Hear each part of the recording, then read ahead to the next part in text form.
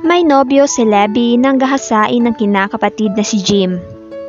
Napapayag siya ng kanyang ninang na magpakasal sa binata imbes na magdemanda. Ngunit pumayag lang siyang magpakasal sa kanyang kinakapatid para gantihan ito, para pasakitan ito sa kanilang pagsasama. Ipinangako ni Levi sa sarili na bibigyan niya ng mala-impyernong buhay si Jim. At nagtagumpay siya. Umalis si Jim, iniwan si Levi para siya'y bigyang laya. At noon niya naramdaman ang halaga nito, nang minsang iniwan siya ng lalaki. Paano niya ibabalik ang pag-ibig ng magpaalam?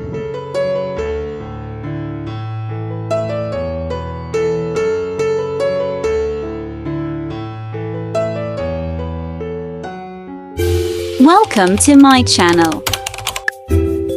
Parang Ken Tagalog Stories. Isinuot ni Levi ang kanyang sunglasses nang sapitin ng sinasakyan niyang bus, ang South Luzon Expressway. Hindi dahil sa sikat ng araw, kundi dahil gusto niyang proteksyonan ang kanyang mga mata sa paspas ng hangin. Ordinary bus kasi ang nasakyan niya mula sa Alabang. Maluwag pa naman nang siya'y sumakay. Nakapamili siya ng pwesto. Nasa gawing kanan siya. Pang-apat na upuan mula sa unahan. Nasa tabi siya ng bintana at wala siyang katabi. Di niya isinarado ang bintana. Tuwing nagbabiyahe siya'y ibig niyang panuorin ang mga tanawin. Nasa pagkakataong iyon ay wala naman, kundi mga bahayan, mga housing project na uniform ang pagkakayari. Sa malayong dako, bundok na di niya alam ang pangalan. Pero alam niyang iyon ay nasa lupang sakop na ng Laguna. Maya-maya'y huminto ang bus. Nagsampahan kaagad ang mga vendors. May mga bumabang pasahero at may mga sumakay din. Isang lalaki ang huminto sa tabi niya. Nakatingin sa isang bag niyang nasa upuan. "Miss, makikiupo, pwede?" Ang sabi. Ha? Sige. Aniyang tuloy buhat sa kanyang bag. Kinandong niya. Umupo sa tabi niya ang lalaki. Idinako ni Levi ang kanyang tingin sa labas ng bintana. Pero parang nakikita niya sa sulok ng kanyang mga mata na sinusulyapan siya ng lalaki. Nang minsang tingnan niya ito'y nagtama ang kanilang mga mata at ngumiti ito. "Napaaga yata ang uwi mo," sabi nito. Ibig magbukas ng paksa para siya'y makausap. At di niya iyon maintindihan. Ano ang ibig nitong sabihin sa gayong pahayag? Napaaga raw yata ang uwi niya. Bahagya siyang ngumiti. Pero pinangunot niya ang kanyang noo para ipalam dito na di niya nauunawaan ang ibig nitong sabihin. "Hindi pa naman sim break di ba?" Sabi uli. "Ba't ang aga ng uwi mo?" Sa kanya nakuha. Ang akala yata ng lalaki ay estudyante siya. Bakit nga naman siya uuwi sa gayong alanganing petsa? Hindi naman ako estudyante sabi niya. Saka, hindi naman kita kilala. Bakit mo ako kinakausap?" Natawa ang lalaki na sa tansya niya'y mga 25 anyos. "Ganun ba? Siya sige. Magpapakilala ko para makilala mo ko," sabi nitong nakangiti. "Ako si Jim Francisco." Kanina'y nabigla lang siya, kaya nakausap niya ang lalaking ito nang wala sa kanyang loob. Pero ngayong nakabawi na siya sa pagkabiglay, naisip niyang di tama na makipagkilala siya sa lalaking ito dito sa bus. Ano ba ang akala sa kanya ng lalaking ito? Cheap? Saka iyon naman talaga ang dahilan kung bakit wala pa rin siyang nobyo hanggang ngayon, di ba? Pakiramdam niya'y napupuot siya sa mga lalaki. Ayaw niyang matulad sa kanyang ina. Ayaw niyang sapitin ng gaya ng sinapit ng kanyang ina. Mula nang iwan sila ng kanyang ama ay isinumpa niyang di siya makikipagkaibigan man lang sa kahit na kaninong lalaki. Lalo na sa isang lalaking nakatabi lang niya sa bus. Kunwari walang narinig si Lebby. Bumaling siya sa bintana at nagkunwaring wala siyang katabi. Sinilip siya ni Jim sa mukha. Sabi ko, ako si Jim, Jim Francisco. Ulit nito. Sinalubong niya ng matalim na tingin ang tingin nito. Kahit sino ka pa, wala akong pakialam sa'yo, maliwanag. Singhal niya. Kaya pwede ba? Umalis ka riyan sa tabi ko. Nabigla si Jim. Napahindig at inilayo ang mukha sa dalaga. Natakot marahil na baka basta na lang maitsahan ng sampal. Pero pagkaraan ng pagkabigla nito'y ngumiti uli ang binata. Kung ayaw mong makipagkilala sa gwapo, okay lang. Sabi na nagkibit pa ng mga balikat kasabay ng pagbuka ng mga kamay. Pero wala kang karapatan paalisin ako dito sa upuan. Hindi naman sa'yo ang bus na to eh. Hindi na lang nagsalita si Lebby. Ibinaling na lang uli niya ang kanyang tingin sa labas ng bintana. Humalukip-kip siya at inignore ang katabi. Kapag nakita na raw niya ang National High School sa kabisera, ay pwede na raw siyang bumaba. Natatandaan niyang sabi pa noon ng kanyang ninang Flora. Kaharap lang daw ng National High School ang Flora School Supplies. Madali lang daw niyang makikita.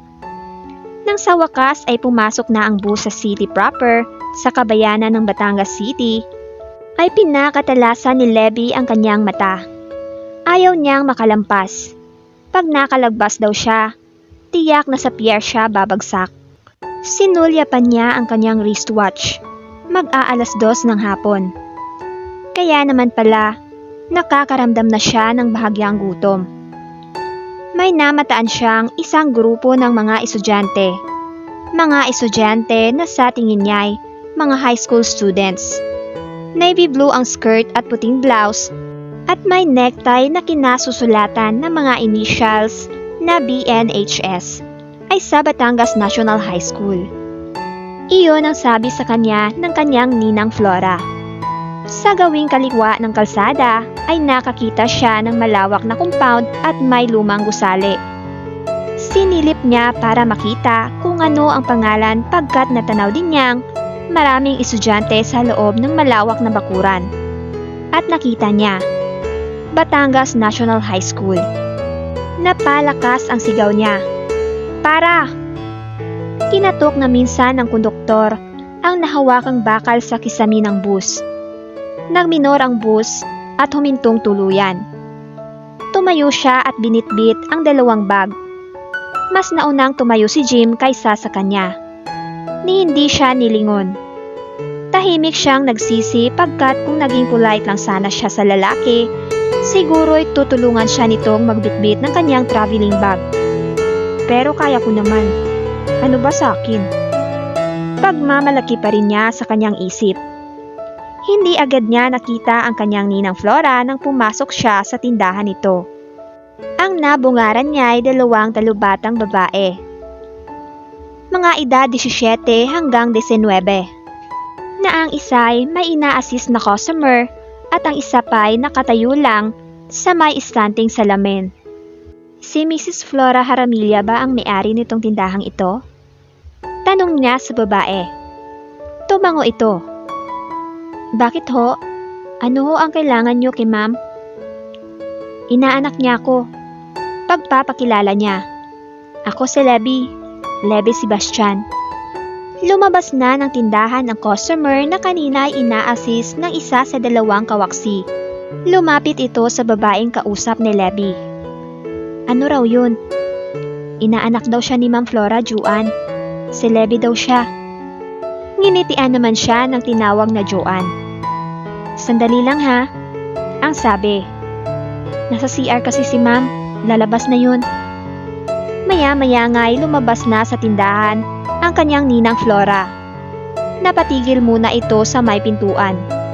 Saglit na diwari makapaniwala sa nakita. Namilog ang mga mata nito at ilang saglit pa'y Nagkaroon ng di napapantayang tuwa sa anyo. Lebi! Ninang! Tumakbo palapit sa kanya ang kanyang ninang at sinunggaban siya ng mahigpit na yakap. Sinulyapan nito ang dalawa niyang traveling bag. Ano yang dating mong yan? Bakasyon lang ba o dito ka na talaga? Naniniguro nitong tanong. Naisip ko, ninang, tama yung sinabi niyo noon pa. Sagot niya. Wala rin naman mangyayari sa akin sa Maynila eh. Ang sweldo ko ay nauuwi lang sa upa sa boarding house, sa pagkain, sa damit, at sa iba pa. Oo dito ka na talaga sa akin?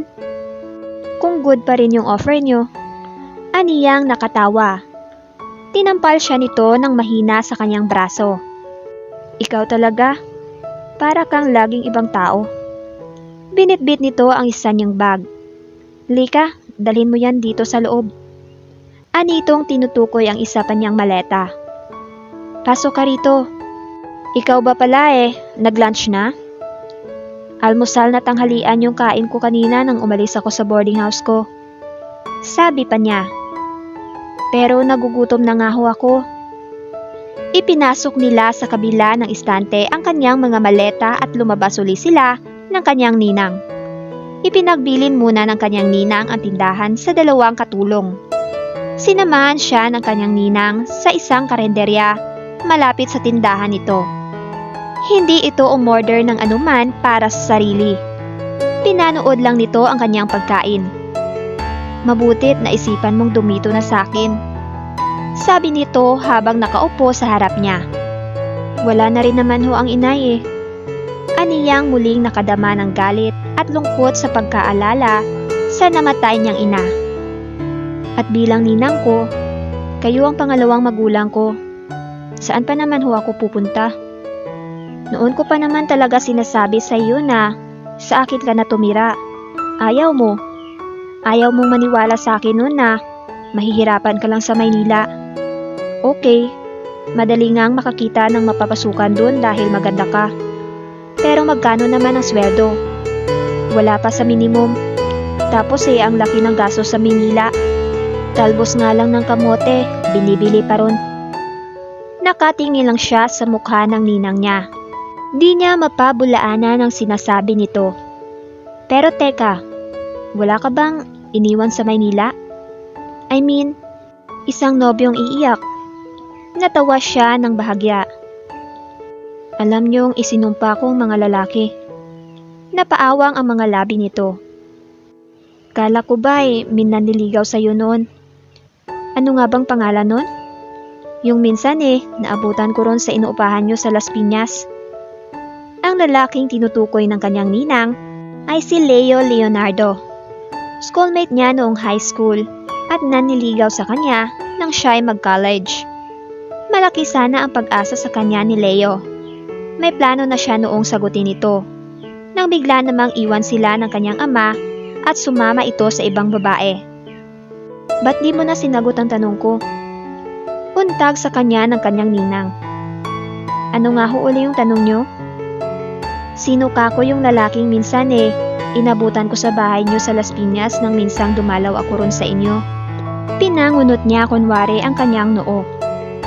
Hindi ko na ho matandaan. Sabi lang niya. Napailing na lang ang kanyang ninang. Iniba naman ito ang kanilang paksa. Pinag-usapan naman nila ang kanilang magiging buhay dito.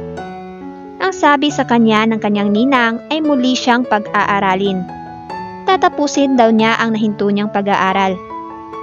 May nadama siyang biglang bugso ng tuwa. Talaga, ninang? Oo. Nakangiting pagkumpirma nito.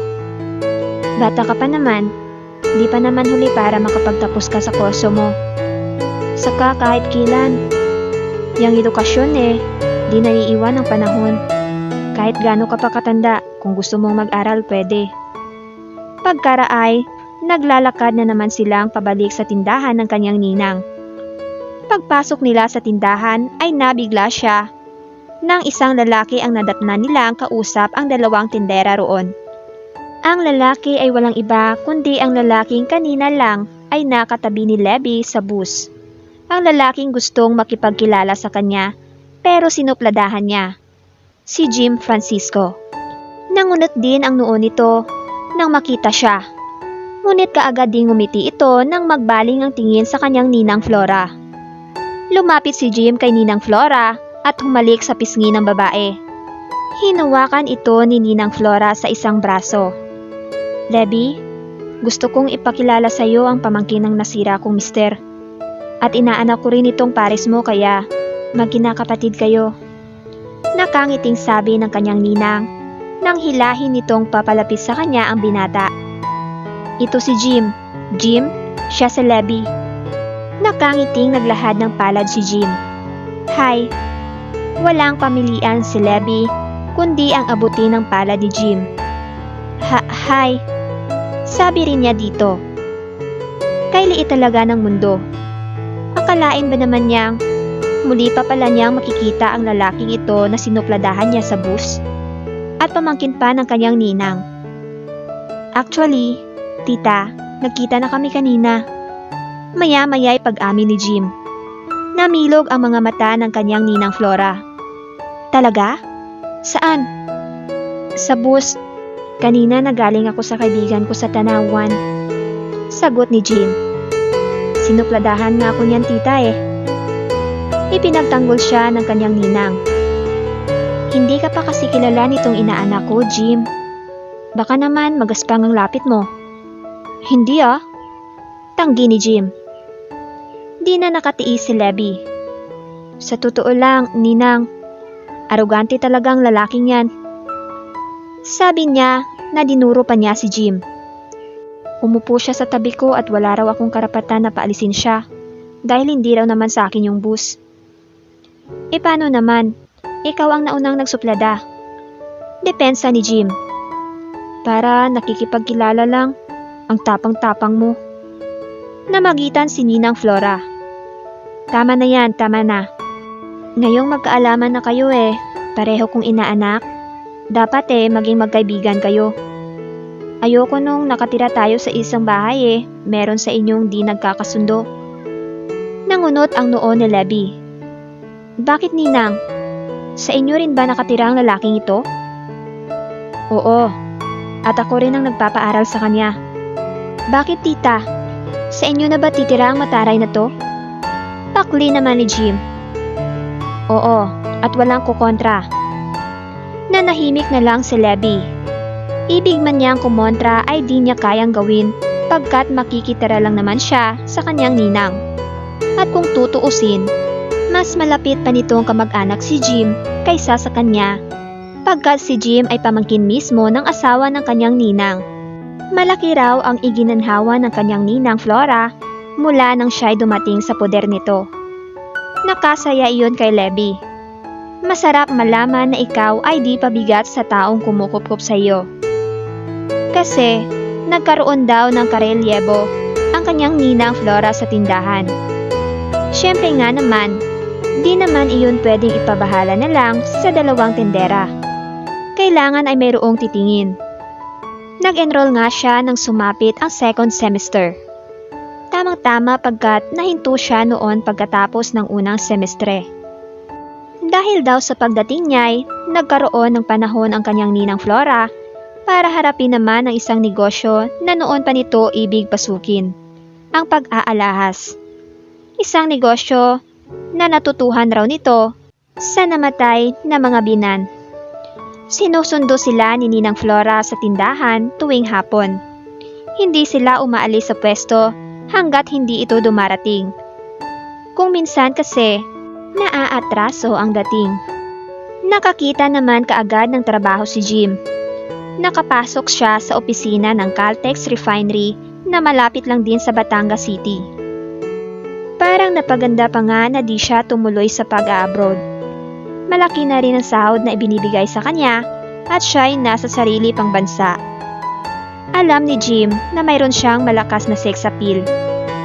Pruweba na sa kanya'y maraming nagpapa-charming na mga kaopisina. At gayon din kahit noong siya'y nasa college pa, may mga babaeng halos manligaw na sa kanya. Matangkad kasi siya. At pag matangkad ang isang lalaki, bumabagay sa kanya lahat ng uri ng kasuotan, mapa-decente man o mapa-rugged. Lapitin siya sa mga chicks dahil siya raw ay kahawig ni Cesar Montano. Ngunit kung sino naman ang babaeng gusto niyang maging malapit sa kanya, ay siya pang malayo sa kanya, si Lebby. Di niya malaman kung paano mapapalapit ang kalooban ng dalaga. Sa minsang pakikipag-inuman niya, sa naging office mate at naging kaibigan na rin niyang si Melvin, na ikwento ni Jim ang tungkol kay Lebby. "Alof ba kamo?" Sabi nito. "Oo, sobrang mailap." Sabi niyang pabuntong hininga. "Pero sa ibang tao naman, pansin ko'y mabait. Kasundo nga kahit nung mga tindera ng tita ko eh.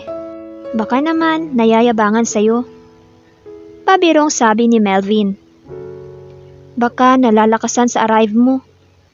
At tumawa ito. "May kwento kasi bago pa kami nagkakilala ng formal." Sabi uli niya sa kaibigan. "Nung araw na nagtungo siya rito sa province natin, ako naman may pinuntahan sa Tanauan. Tapos nakasabay ko siya sa bus. Ewan ko ba kung bakit naisipan kong biruin.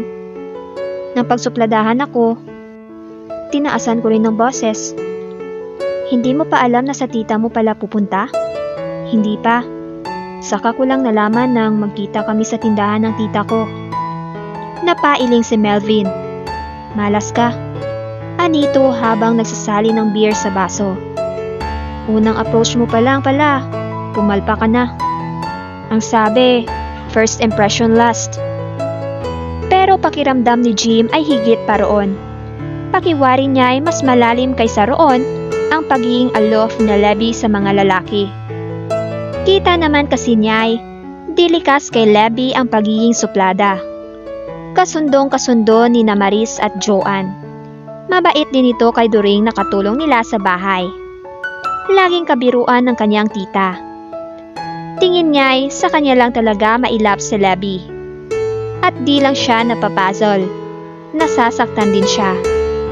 Nasasaktan siya at na-challenge. Parang masakit sa kanyang pride na mayroon isang babae na mailap sa kanya. At kung anong biro ng kapalaran ay isang babae na pakiramdam niya ay mahalaga sa kanya. Sa kanya naisip ang bagay na iyon. Siguro'y aniyay nabigo na sa pag-ibig si Lebby. At ngayon ay naging mailap na sa mga lalaki bilang bahagi ng pag-iingat. Marahil ay ayaw na nitong masaktan muli.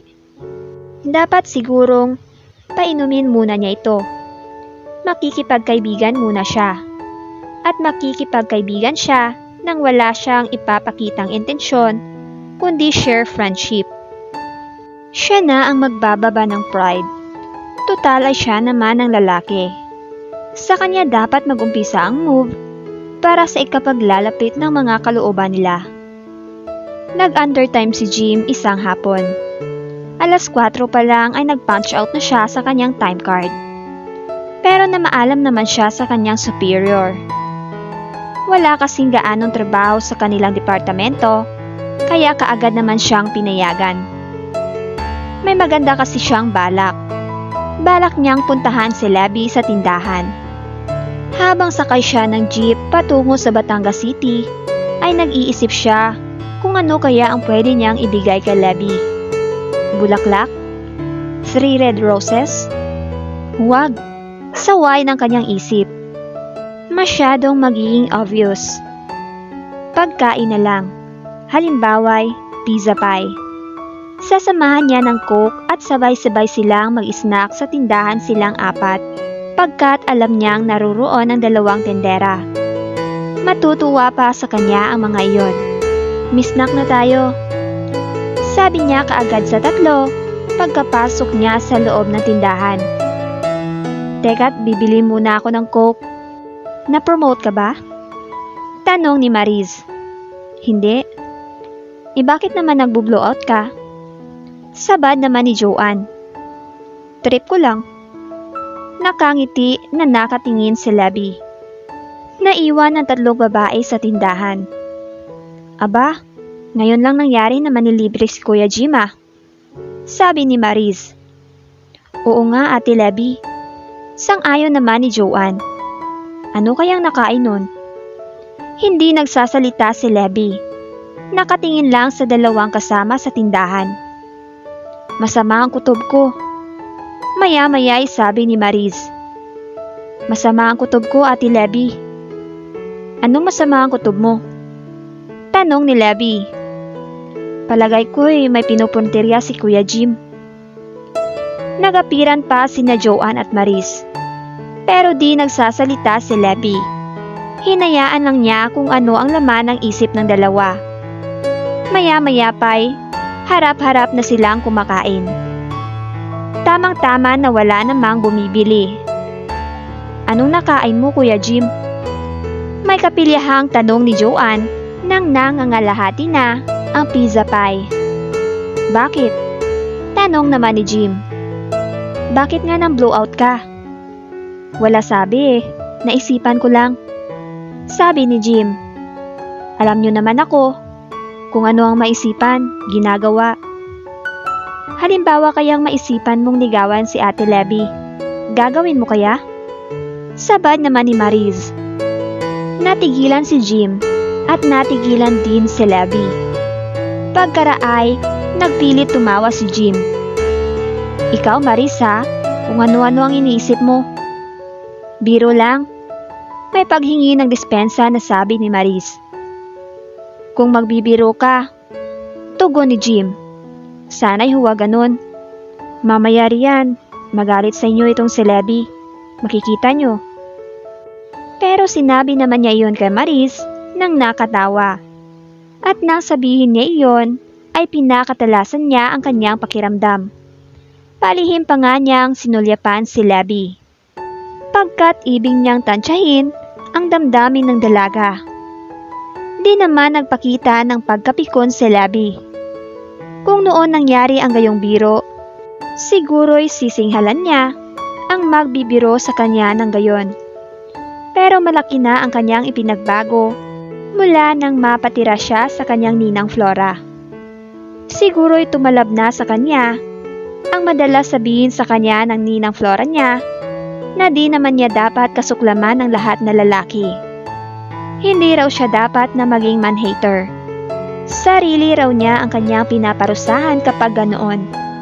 Bakit nga'y nabawasang unti-unti ang kanyang pagiging aloof sa mga lalaki sa campus sa Batangas University? Hindi na siya nagpapakita ng katarayan sa mga lalaking sa kanya'y ibig makipagkaibigan. At napatunayan niyang tama pala ang kanyang ninang Flora. Masarap pala iyong marami kang kaibigan. Ang isa pang naging epekto niyon sa kanya, ang mga pangaral ng kanyang ninang ay ang pagpayag niyang makipagkaibigan sa kanyang kinakapatid, si Jim. Ngayon ay nagpapakita sa kanya si Jim ng mga aktwasyon na nagpapahiwatig na ibig nitong makipagkaibigan sa kanya. Bakit hindi? Tutal, magkinakapatid naman sila. Hindi masamang maging kaibigan ang isang kinakapatid. Wala siyang kaalam-alam na lihim nang nagmamahal sa kanya si Jim. Sa campus, isa sa mga naging kaibigan ni Lebby, si Nancy Oliva. At dakong huli, ito ang naging pinakamatalik niyang kaibigan. Kasal daw ng isang kapatid ni Nancy at inimbita niya si Lebby. Alin ba sa ikakasal ang kapatid mo? Tanong pa niya. Babae, ate ko, si Ate Esther. Saan ang reception? Sa restaurant? Hindi. Iling ni Nancy. Sa bahay lang namin. Sa pagkakaalam ni Lebby, ay nasa baryo rin ang bahay ni Nancy. Pero isang sakay lang din daw ng jeep mula sa city proper. Pumunta ka para naman makakita ka ng kasal estilong Batangas. Napatawa si Lebby. Noon pa kasi niya nababalitaan na ibang klase raw ang kasalan sa Batangas. Talagang ingrande raw. Sukdulang ipangutang ng mga magulang ng mga ikakasal. At mukhang may kaya naman si Nancy. Tiyak na di ipangungutang ang panghanda. O ano? Aasahan ba kita? Untag ni Nancy sa kanya maya-maya. Malalaman mo bukas. Sagot niya. Mamamaalam muna ako sa ninang ko. Pag pinayagan, edi sige. Papayagan ka nun, ano ka ba? Gusto mo, sumama pa ako sa iyo mamaya para personal kang maipaalam eh. Huwag na, ako na lang. Gaya ng kanilang napag-usapan, sinundo si Levi ng kaibigang si Nancy sa tindahan sa bayan. Lubhang kakaiba ang bahay. Nina Nancy pati na rin ang 3 pang bahay na katabi niyon sa mga bahay na yon na nadadaanan nila. Karamihay pawid at kawa-kawayan lang, pero konkrito ang bahay ng kanyang kaibigan. Ipinakilala si Levi ni Nancy sa mga magulang nito. Ipinakilala rin siya ni Nancy sa ate nitong ikakasal, si Esther. 26 na raw si Esther. 4 na taong nag-DH sa Singapore. Wala roon ang pagkakataong iyon ng nobyo nito na isa namang seaman, si Lando. Konting pahinga sa silid ng kaibigan at maya-maya'y nakakarinig na sila ng mga tugtuging mahaharot mula sa labas. Mga 9:00 ng gabi ay niyaya na siya ni Nancy na lumabas ng silid. At nagulat pa si Levi pagkat gayon na agad karami ang tao. Sa loob ng pinaka-dance floor na nababakuran ng mga dahon ng niyog, nakaupo paikot ang mga dalaga. Sa labas ng bakod, nakaabang naman ang mga kabinataan. Napailing ng lihim si Levi sa pagkamangha. Saan ang gagaling ang ganitong karaming tao sa ganitong kaantok-antok na baryo? Isang kaantok-antok na baryo. Gayon kalayo at gayon kaliblib, ngunit dito pala matatagpuan ni Levi ang kauna-unahang lalaki na unang pagkakita pa lang niya'y kanya nang hinangaan, si Dennis. Sa sayawang iyon niya nakilala si Dennis. Malalim na ang gabi. Maghahating gabi na siguro. Ang totoo'y nakakaramdam na siya ng pagod bagamat enjoy naman siya sa pagsasayaw. Di siya napapahinga sa pagsayaw. Bawat tugtog ay may kumukuha sa kanya para siya'y makapareha sa dance floor. Nakapagpahinga lang siya nang sabihin ng MC na oras daw naman para naman daw makapaghanap buhay ang dalawang pagtataliin kinabukasan. Wala raw ibang sasayaw kundi ang mga ikakasal muna. Dagdag pa ng MC. Ano ang ibig sabihin nun? Pabulong na tanong ni Levi sa katabing si Nancy. Ano yon? Ngunot noong tanong din ito sa kanya. Yung maghahanap buhay daw muna ang dalawang ikakasal. Natawa ng bahagya si Nancy. Ah, yun ba? Ibig sabihin nun, silang dalawa lang muna ang magsasayaw. At habang nagsasayaw sila sa gitna, sasabitan sila ng pera ng mga kaibigan at kamag-anak. Hindi pilitan yon. Kung sino lang ang may gusto. Uso yun dito, kinaugalian. Katuwaan, at kasabay nagdedelehensya na rin ang ikakasal. Pumailan lang ang isang love song. Pumagit na naman ang magnobyo, sina Esther at Lando. Nakangiti pareho ang dalawa. Ngiting kababakasan ng di mapapantayang ligaya. Pagkaraay, tumayo uli ang MC. May ibig i-announce. Mga kaibigan, sandali lang po at bibigyan daan natin ng isang napaka-espesyal na request. Anitong sinulyapan si Levi. Ito po ay kahilingan ng magiging best man, best friend po ng ating groom. Siya raw po ay magbabayad. Hindi, huwag nating sabihing magbabayad at masamang pakinggan. Gamitin na lang po natin ang terminong magre-regalo. Magre-regalo daw po siya ng 2,000 piso sa mga ikakasal. Paunang regalo ngayong gabi. Maisayaw lang daw niya ang isang dilag na panauhin sa pagtitipong ito. Pagtuloy ng MC at sinulyapan uli si Levi. Nakangiting sumalyap kay Levi si Nancy. Ikaw yata ang tinutukoy. Bulong ni Nancy kay Levi. Pansin ni Levi, sa kanya na nakatuon ang tingin ng lahat. Kinutuban siya. Siya nga yata ang tinutukoy ng MC. Sumalyap ang MC sa operator. Pakibigyan mo nga kami maestro ng isang makalaglag pusong tugtugin. Nakisabay naman ang nag-ooperate ng turntable na radyo puno. Isa ngang makabagbag damdaming awitin ang isinalang. Tahimik ang lahat. Nag-aabang kung sino ba ang tinutukoy ng MC. Nakiraan sa gitna ng mga tao ang isang lalaking sa tingin ni Lebby ay pinakamatangkad sa lahat ng naroroon. Baka may 5 feet 11 inches ang height nito. Tahimik pa rin ang lahat. Binabantayan ng lahat kung kanino lalapit ang lalaki. Pati si Lebby ay nakikiramdam. Nang patungo sa kanya ang direksyon ng lalaki, napasulyap si Lebby sa katabing si Nancy. Ikaw nga. Bulong sa kanya ni Nancy nang ngiti-ngiti. Sa kanya nga lumapit ang lalaki. Nakangiting naglahad ng palad at bahagya pang nakayukod. Nagpapahiwatig na ibig siyang makasayaw. Pwede ba? Napasulyap uli si Lebby kay Nancy. Sige na. Dinunggol pa siya ng kaibigan. Nakatingala sa mukha ng lalaki. Nag-angat ng isang palad si Lebby at inabot iyon ng lalaki. Magalang siyang inalalayan ng lalaki hanggang sa gitna ng dance floor. Nagpalakpakan naman ang mga tao. Kabadong-kabado si Lebby. Binitawan ng lalaki ang kanyang kamay nang makarating sila sa gitna ng dance floor. Tumayo itong kaharap niya, naghihintay. Kusa niyang inilagay sa dibdib ng lalaki ang dalawang kamay niya. Ikinawit naman ng lalaki sa kanyang bewang ang isa nitong kamay.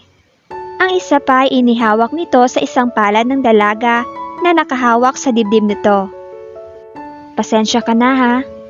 Nai-request kong isayaw ka. Simula ng lalaki. Sa totoo lang kasi, di ko naging hilig yung magsayaw ng ganito. Pero nang makita kita kanina, kakarating ko lang kasi ay nahirati akong sumayaw. Tumango lang si Lebby. Ako nga pala si Dennis. Sabi pa nito. Dennis Llamas. Seaman din. Best friend din Lando. Naging mag-close kami sa barko. Ikaw, anong pangalan mo? Lebby. Sagot niya. Beautiful name. Nickname mo yon? Oo. Ano ang real name mo? Wag na, baka pagtawanan mo ko. Natawa na nga ito. Sus, bakit naman ako magtatawa? Hayan nga nagtatawa ka na. Alangan naman magalit ako. Ewan ba ni Lebby, ng mga sandaling iyon ay may pakiramdam siyang nakalutang siya. Parang nakaangat sa lupa ang paa niya. Kung kanina ay nahihiya siya nang lapitan siya ni Dennis, ngayon ay nakaramdam siya ng tuwa na siya ang napili nitong isayaw at isa pang espesyal na sayaw na matatawag pagkat silang dalawa lang ang nasa gitna ng dance floor. Saka hangang-hanga kaagad siya sa personalidad ni Dennis, sa height nito, sa huwasang mukha, mataas na cheekbone at matangos na ilong. Medyo makakapal na mga kilay. At may pakiwari si Lebby na nagsasalubong iyon kapag nagagalit ang binata. Natapos ang awiting nakasalang, pero naroon pa rin sila sa gitna ng dance floor. Sinabihan sila ng MC na tapos na ang tugtugin. Binalingan ni Dennis ang MC. Isa pang tugtog, magdadagdag ako ng regalo. Muling nagsalang ng panibagong awitin. Tuloy ang sayaw ni Lebby at Dennis. Tama na ito ha, sabi ni Lebby. Baka naman pagkatapos ng tugtog na yan, magre-request ka naman ng panibago. Ayaw mo? Nakakahiya na sa ibang ibig magsayaw. Katwiran niya. Sige, last na to. Pero sabihin mo muna sa akin ang address mo kung saan. Bakit? Hindi ako papayag na dito na lang magtatapos ang ating pagkakilala. Sabi nito. Gusto kong madugtungan ito. Mabilis ang lalaking ito sa isip-isip ni Levi. Di pa man ay nagpapahiwatig na kaagad na ibig nitong manligaw. Sa bagay ay iyon naman talaga ang layo nito. Di ito gagastos ng gayong kalaki, makasayaw lang siya. Iyon ang inaasahan ni Levi. 3 araw pagkaraan niyang makilala si Dennis, ay dumating ito sa tindahan ng kanyang ninang Flora. Pasado 3:00 ng hapon. Isang kotseng Lancer ang gamit nito nang dumating. Pumarada iyon sa harap ng tindahan. May dala itong rosas. Nasa isang rectangular na kahong plastik na napapalamutian ng pulang ribbon. At may dala ring chocolates. Para sa'yo. Sabi pagkalapit sa kanya sa may kaha. Paano mong nalaman itong tindahan? Nakangiting tanong niya. Sinabi sa akin ni Nancy. Anitong nakangiti. At sinabihan ko talaga siya na huwag sabihin sa'yo na sinabi niya sa akin. Itong peso nyo. Gusto ko talagang sorpresahan ka. Naalala ni Levi ang 2 tindera na kasama niya rito. Siya nga pala, Dennis. Sabi niya. Mga kasama namin dito sa tindahan. Yung isa yung si Maris at yung isa naman si Joanne. Hello. Maupo ka muna. Naupo si Dennis. Bumalik si Levi sa harap ng kaha. Nakatingala sa kanya ang binata. Ihahatid ko na kayo mamaya ha. Sabi ng binata. Naku, paano ba yan? Sabi ng dalaga. Sinusundo kami rito ng ninang ko May jeep yun. Hindi pa pwedeng sa akin ka nalang sumakay? Tapos sa jeep ni ninang mo sina Joanne at Maris. Tapos susunod ako sa jeep. Sasabihin ko kay Ninang Flora pagdating niya mamaya. Mabait daw naman yun Pakli ni Dennis. Yun ang sabi sa akin ni Nancy. Mga 3:00 ng hapon ay nakatanggap si Jim ng tawag sa telepono sa kanilang opisina. Ang kanyang tita Flor ang nasa linya. O tita, bakit? Sabi niya. Ngayon lang nangyari na tumawag sa kanya ang kanyang tita Flor. Busy ka ba dyan? Tanong nito sa kanya. Hindi naman masyado tita. Bakit? Medyo sumama ang pakiramdam ko Narito ako sa bahay. Hindi ko masusundo sina Levi sa tindahan. Pwede ka bang mag-undertime? Pwede tita, basta para sa'yo. Tumawa ang kanyang tita Flor. Huwag mo na akong bulahin. Bilog ng ulo ko. Now, I want you to do me a favor. Napakamot siya sa ilong. Ano yun tita? Umuwi ka ngayon. Mag-undertime ka na lang. Tapos, kunin mo rito sa bahay yung jeep natin. Sunduin mo yung 3 doon sa school supplies. Yun lang pala Shoot. Yun lang. Okay tita, darating na ako. Kaagad siyang nagpaalam sa kanyang boss. Mabait naman ito at pinayagan siya. Tamang-tama ang dating ni Jim sa bayan. Mag-aalas 5 ng hapon. Oras na ng pagsasara ng tindahan. Pero may customer pa yata. Naisa loob niya na makita ang pulang Lancer sa harap ng tindahan. Ipinarada niya sa hulihan ng Lancer ang kanyang dalang owner-type jeep. Sumisipol pa siya nang bumaba.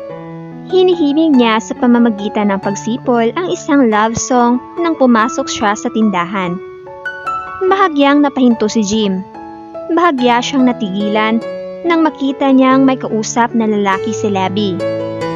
At unang tingin pa lang niya'y nahinuhan niyang di yun customer kundi isang personal na kakilala ni Levi. Parang nabigla rin si Levi nang makitang naroroon pala si Jim. Oy, andyan ka na pala? Ang Ninang Flora. Masama ang pakiramdam. Sabi ni Jim. Ako ang pinasundo sa inyo. Idinako niya ang tingin sa 2 tindera. Magsasara na tayo. Kumilos ang 2 tindera. Kumilos na rin si Levi. Binuksan niya ang kaha at kinuha ang napagbentahan sa buong maghapon. Tumayo si Dennis mula sa pagkakaupo nito sa monoblock chair. Tumikhim ito.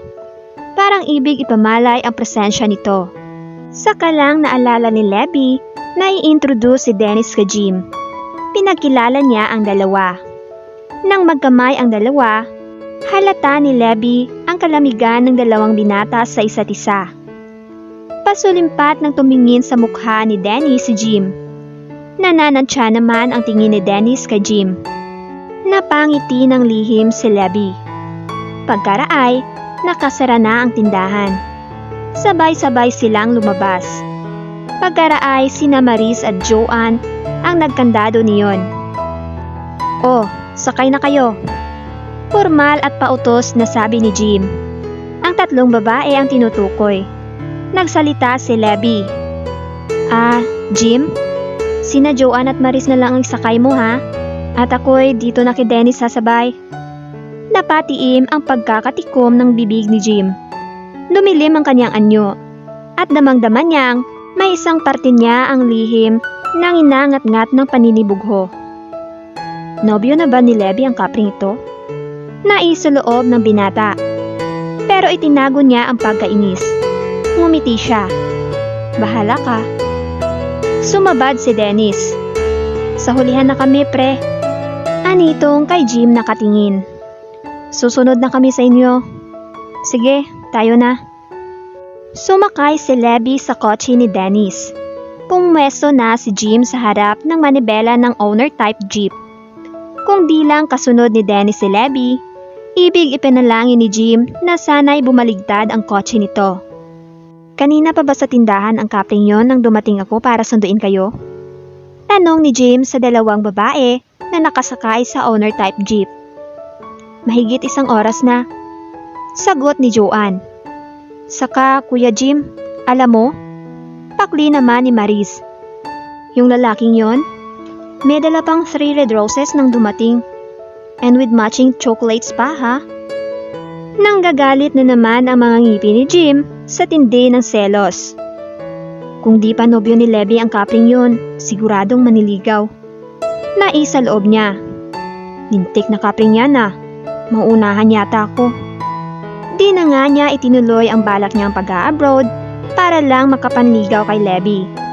Ngayon ay parang delikado pang maagaw ito sa kanya ng iba. At mukhang mabilis sa babaeng lalaking yun. Nooy mabilis din siya sa mga babae.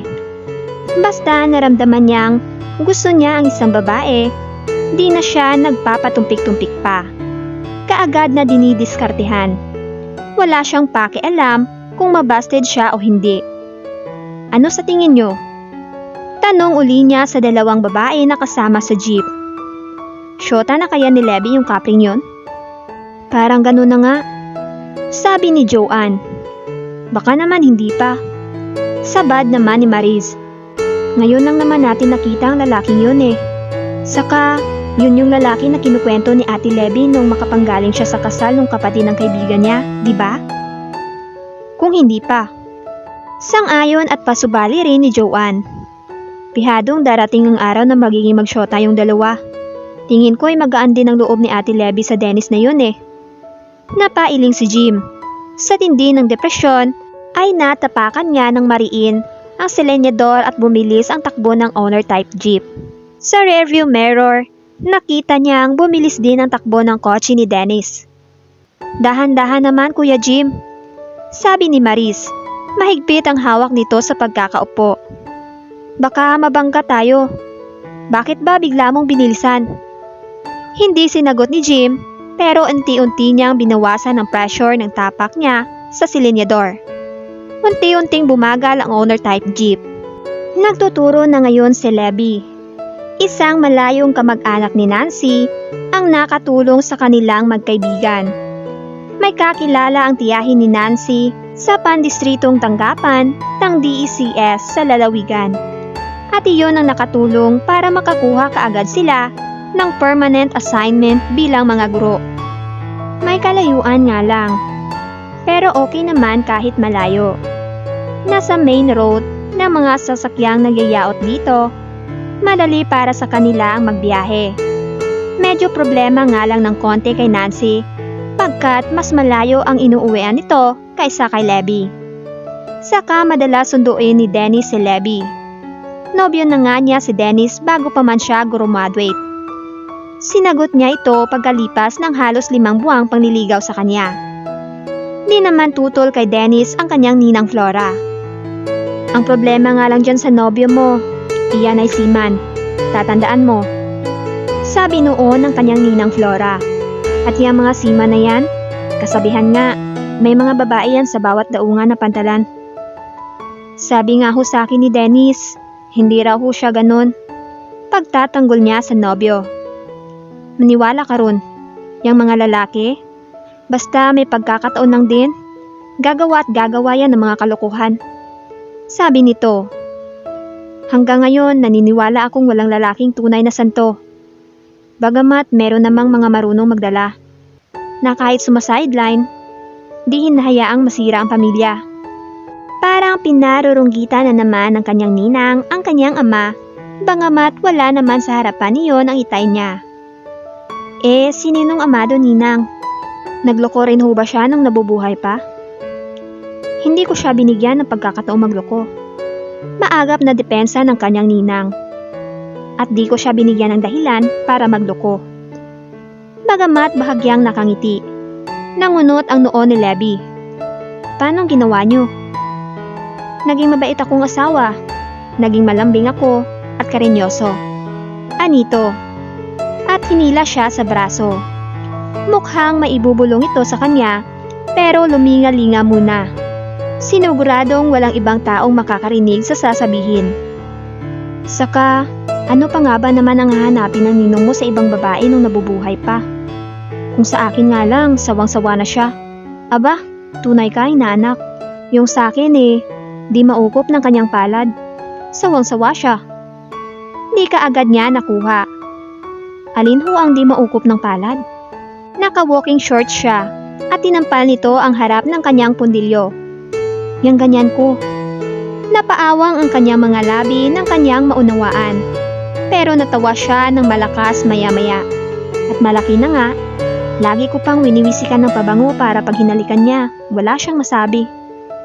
Nalalo niyang ikinatawa. Para sa kanya, ang kanyang ninang Flora ay isang modernang babae. Di ito nahihiyang aminin na minsan ay gumanap ito ng buong husay sa tungkulin ng isang may bahay. Silang dalawa ni Dennis ay kagaya rin ng tipikal na magnobyo. Nagdi-date, pasyal, sine, kain sa labas, picnic, at iba pa. At di naman siya hinihigpitan ng kanyang ninang Flora. Anito'y nasa tamang edad na raw siya. Naniniwala raw ito na alam niyang pangalagaan ang kanyang sarili. Lagi lang may bilin sa tuwing aalis sila na magkasama ni Dennis. Lagi mong tandaan na magnobyo pa lang kayo ni Dennis, ha? Gayon lang, wala nang ibang sasabihin. Pero nauunawaan niyang malawak na ang ibig sabihin doon ng kanyang ninang. Magnobyo pa lang sila ni Dennis at dapat lagi niyang alalahanin ang mga limitasyon ng relasyong magnobyo. At iyon ang lagi niyang nasa isip tuwing nagkakasarilinan nga sila ni Dennis. Halimbawa'y sa madilim na sulok ng sinihan. Ewan ba naman niya dito kay Dennis kung bakit maluwag naman sa bukana ay ibig nitong dalin siya sa kaitaas-taasan. Doon sa last row na wala silang ibang katabi. At ewan din ba niya sa kanyang sarili kung bakit gustong-gusto rin naman niyang sumama kay Dennis sa madilim na parte ng movie house. Nag-umpisa si Dennis sa mga pasimpleng halik sa kanyang pisngi. Sa punong tenga niya na nagpapagising wari ng kanyang kiliti. Nangingilabot siya. Tapos, sasabihin sa kanya ni Dennis ng pabulong. Ang bango raw naman ang buhok niya. Alaga ko yan Sabi naman niyang nagmamalaki. Siguro nga, amoy wax Tado. Babalingan niya ito at kukurutin niya ito at kukurutin kung saan-saan tamaan. Pagkaraay, hahalikan siya ng paunti-unti sa kanyang pisngi, sa ilong, sa mata, sa noo, huling pupuntahan ang labi. Kapag siya'y malalalim na ang hugot ng mga hininga. Kapag siya'y kumakabog na sa pananabik ang dibdib. At kasabay ng pagdiin ng halik nito sa kanyang mga labi, ang isang palad nito'y unti-unting humahaplos sa kanyang kandungan.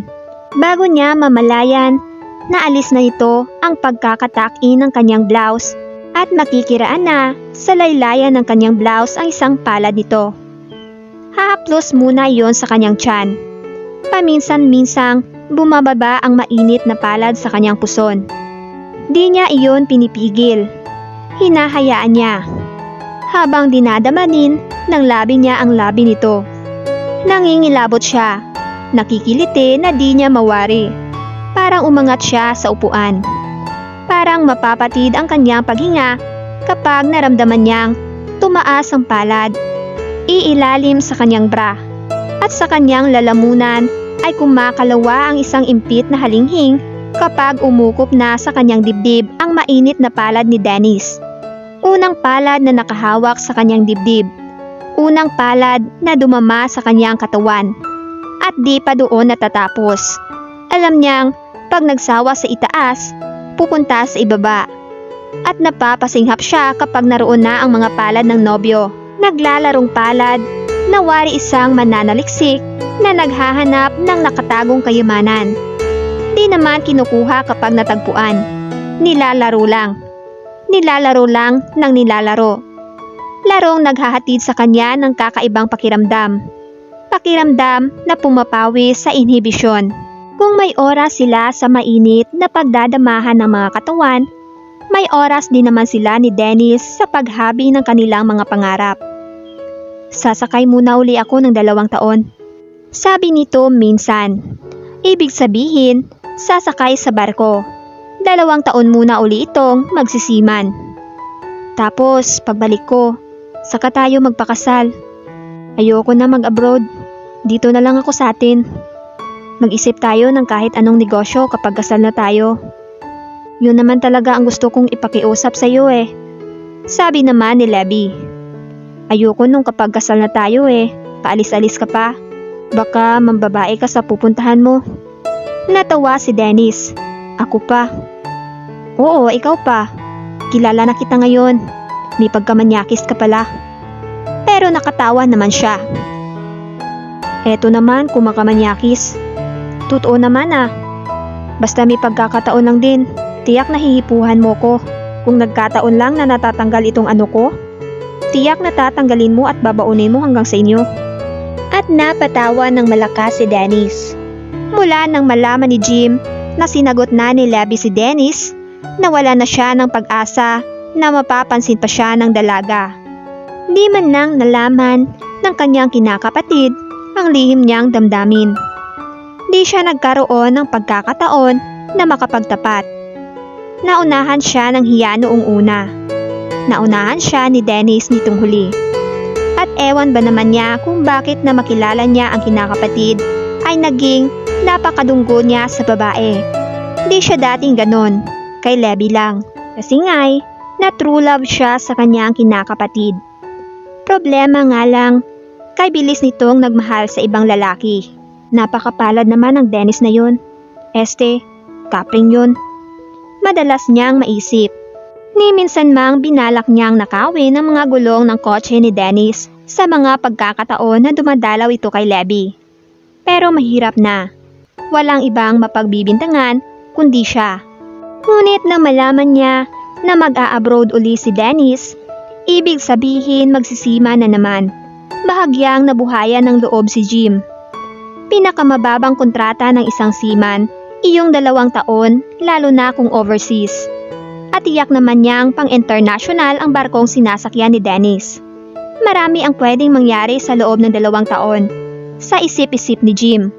Pwedeng lumubog ang barkong kinalululanan ni Dennis. Pwedeng mapadaan sa Bermuda Triangle at bigla na lang mawala gaya ng napapabalita.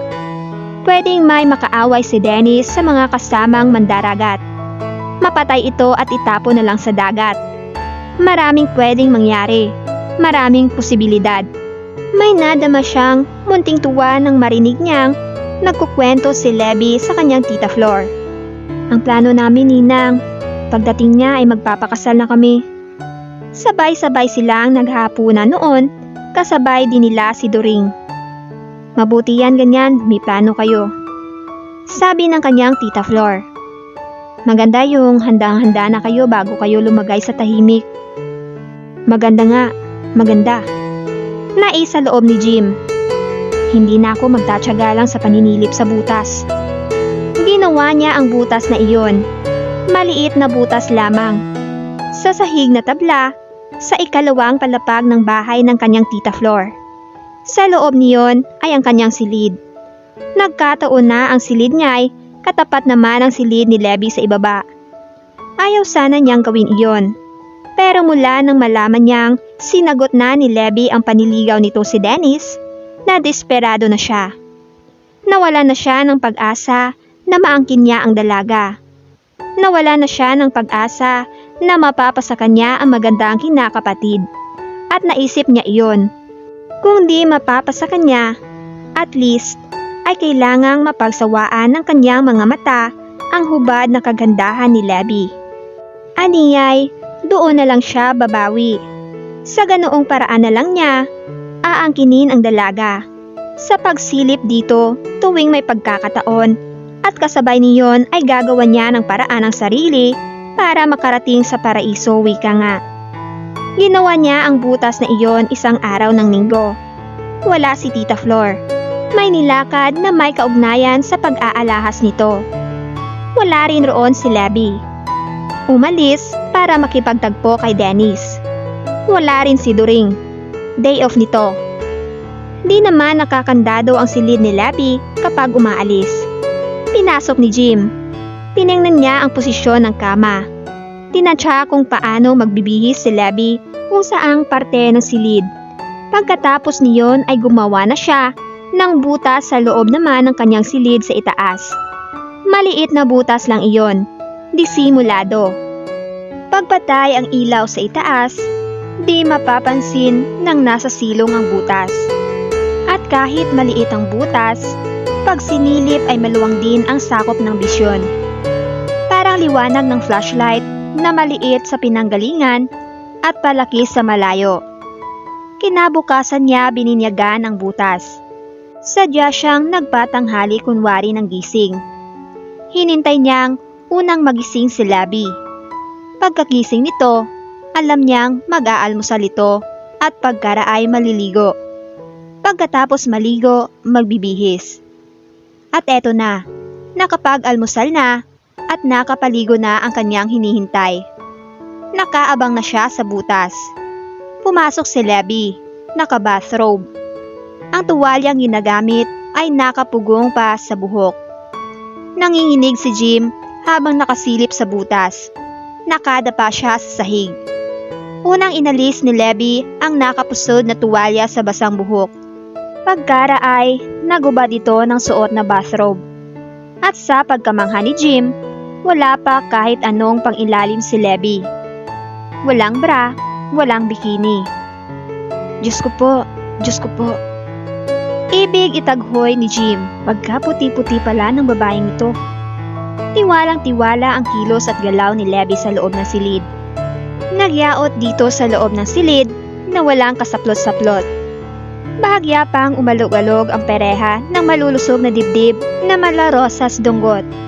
Pansin ni Jim, malalalim ang hugot niya ng mga hininga. Nagbukas ng ventilador si Lebby. Itinapat doon ang basang buhok.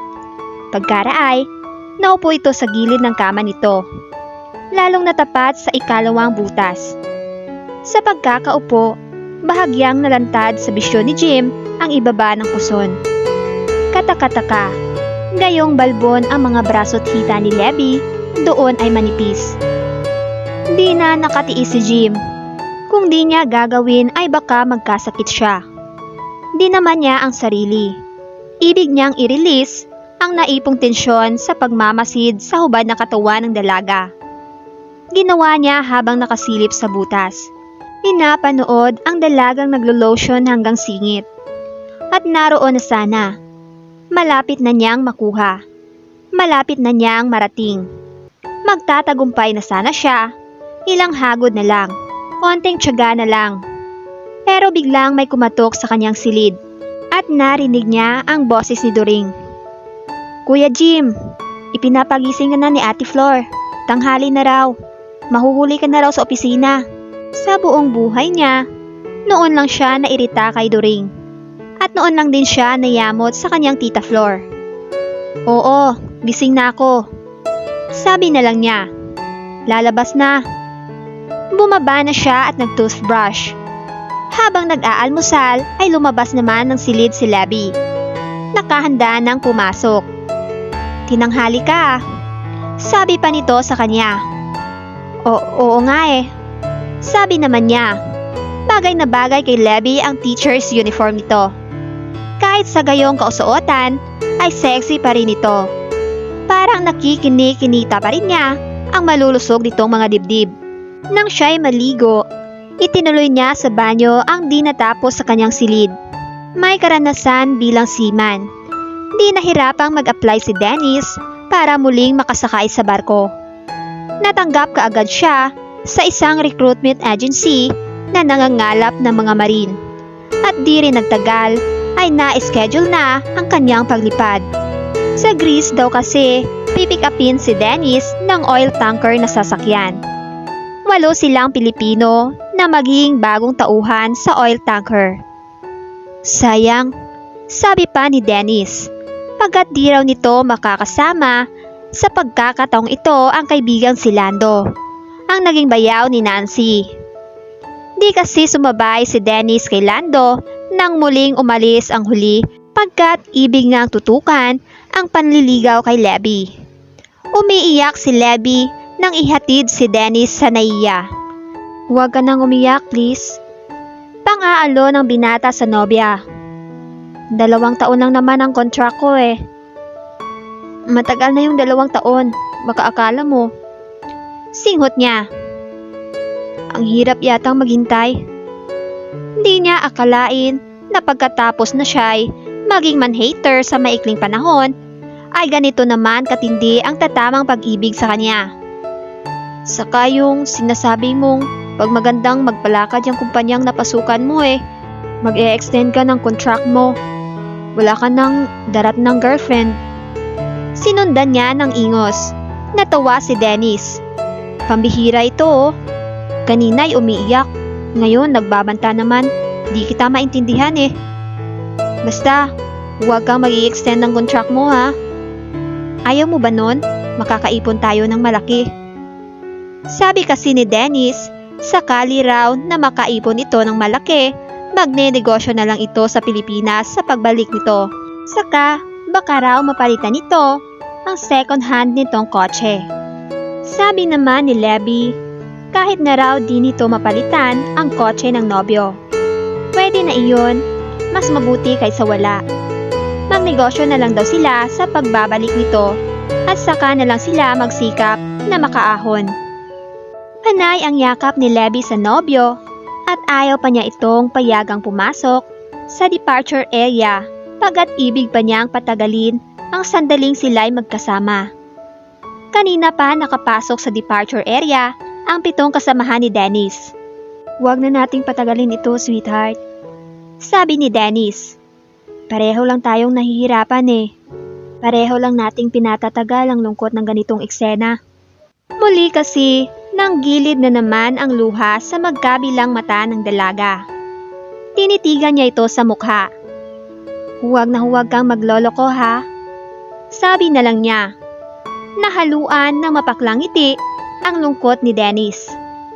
Sus, ang taong ito talaga oo. Huwag na huwag kang titikim ng mga babae ha.